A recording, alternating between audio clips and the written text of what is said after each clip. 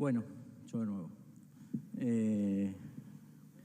No, bueno, el debate, por supuesto, implica una reafirmación del debate y de polémicas y de distintas caracterizaciones y políticas. Nosotros, como todo proceso dinámico de una guerra, en la medida que se van provocando cambios, obviamente la política se puede y se debe ajustar, precisar, modificar. Por ejemplo, si en algún momento se traspasara los límites de un ingreso directo de tropas de la OTAN en guerra, bueno, esa sería una situación que va cambiando y todo el mundo tendría que pensar la política alrededor de ese tema. Pero hoy por hoy, la caracterización de la guerra y la situación en la que se está sigue siendo un intento del imperialismo de la OTAN en todas sus salas de no intervenir directamente, con sus tropas me refiero, y una resistencia de un país semicolonial a la invasión de una potencia imperialista muy poderosa a la cual me voy a referir. Y la política revolucionaria si responde a lo que está pasando en esta situación y no a lo que puede pasar en otro momento, donde habrá que precisar y ajustar la política si efectivamente sucede. Yo no comparto lo que planteaba Pablo recién en relación a la Rusia venida a menos o como se le quiera llamar. Si no vivo en otro mundo, toda la humanidad está discutiendo una confrontación entre la OTAN y Rusia como socio de China. Ese es el mundo real. Querer creer que por algunos datos económicos Rusia es una potencia que está cada vez peor no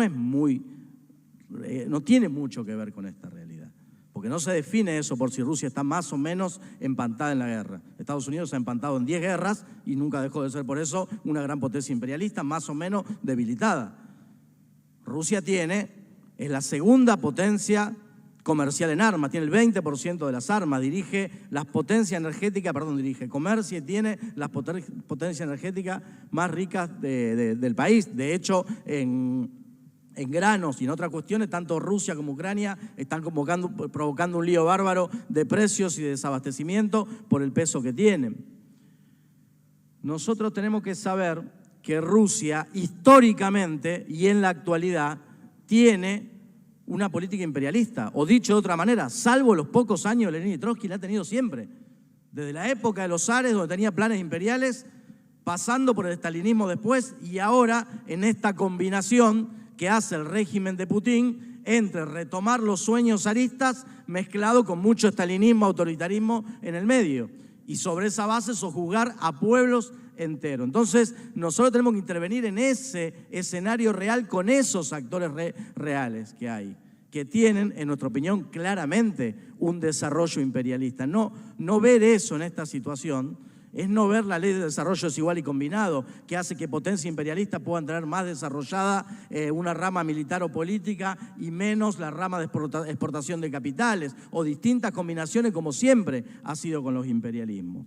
Pero en un sentido es salvarle o lavarle la cara a Putin y al régimen de Putin, colocarlo en una situación de inferioridad en relación a otras potencias, porque es verdad que no es lo mismo el imperialismo yanqui, el alemán o el ruso, tendrán diferencias, las tienen, algunos son más potentes y otros menos, pero todos tienen una estrategia imperialista para actuar en esta guerra y en todas las que están pasando o en otros conflictos que han pasado en la región.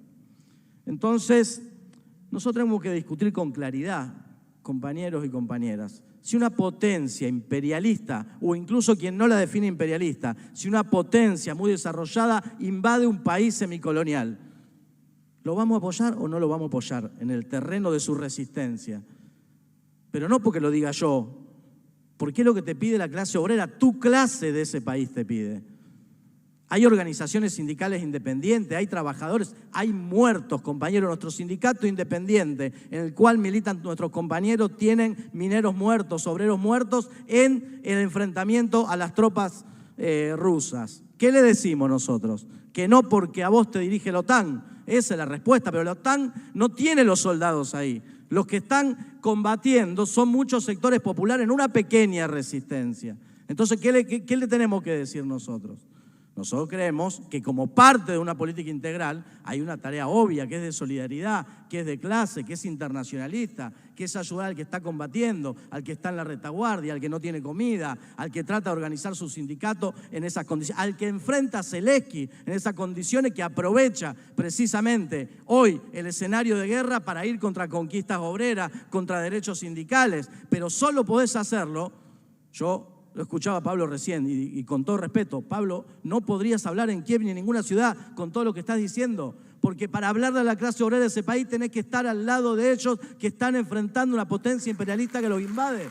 No se puede hablar de otra manera.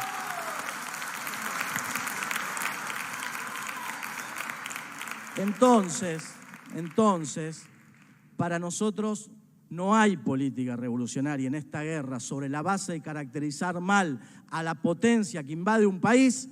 No hay política revolucionaria cediéndole, colocándole en una situación o en una posición semicampista, como no hay una política revolucionaria estando del lado político de la OTAN, de Estados Unidos, del cual no hay que estar, hay que denunciar, y más que nunca ahora que están en un proceso de rearme tremendo, como Alemania, por ejemplo, que está votando presupuestos tremendos porque aprovechan precisamente, en un sentido, y como otras veces ha pasado, el campismo le da una mano al imperialismo occidental, porque con las aberraciones que hace, le deja servido en bandeja ante la opinión pública internacional, que son los autoritarios los de allá y los democráticos los de este lado, y los que vivimos de este lado sabemos que no son democráticos de nada, que son la peor mugre imperialista que ha hecho atrocidades iguales y peores de las que se hacen hoy al interior de Ucrania. Entonces, nosotros con toda claridad, compañeros, porque el debate obviamente va a seguir y todo debate es lícito y es apasionado y hay que hacerlo a fondo, nosotros estamos orgullosos de la campaña que hacemos de solidaridad en apoyo y de haber estado, por ejemplo, juntando dinero para enviarle a los sindicatos en los que nosotros actuamos dentro de Ucrania. Yo leía, compañeros, porque todos leemos la página web de todo, porque es parte del intercambio entre todos, algunos textos diciendo, bueno, pero ¿cómo se puede ser ridículo de juntar plata para un país que su presidente es de la OTAN? Nosotros, todo lo contrario para nosotros. Para nosotros hay cuestiones de clase internacionalista básicas. Cuando un país oprimido, su clase obrera está peleando y pide solidaridad, es una tarea de principio político ayudar. Nosotros, es un orgullo, lo pueden ver en nuestra web, la cantidad de docentes que han puesto plata en la puerta de las escuelas, trabajadores de la salud de la primera línea en los hospitales, trabajadores ferroviarios, trabajadores de los choferes, trabajadores del SUNDA poniendo plata en la puerta de sus lugares, estudiantes poniendo plata, y se pueden ver los videos de un montón de dirigentes sindicales de Ucrania agradeciendo esa solidaridad. Porque esa solidaridad de clase es la única que permite desarrollar una política futuro, porque sin esa solidaridad previa, por más que hablemos todo el día contra la OTAN, no vamos a derrotar a la OTAN sobre la base de dejar que masacren a la clase obrera y al pueblo ucraniano. Ningún OTAN se derrota por esa vía. Entonces, con toda la complejidad que tiene el tema, con todas las contradicciones, porque efectivamente no es una guerra sencilla, tiene muchas aristas, hay bandos, sector imperialista en los dos sectores, hay un montón de fuerzas y una pelea por la hegemonía mundial en el fondo. Todo eso no puede no decirse, pero a su vez no puede utilizarse para dejar que masacren un país entero que está peleando por su derecho nacional, que es su derecho a ser país, porque nosotros estamos a favor de ese derecho.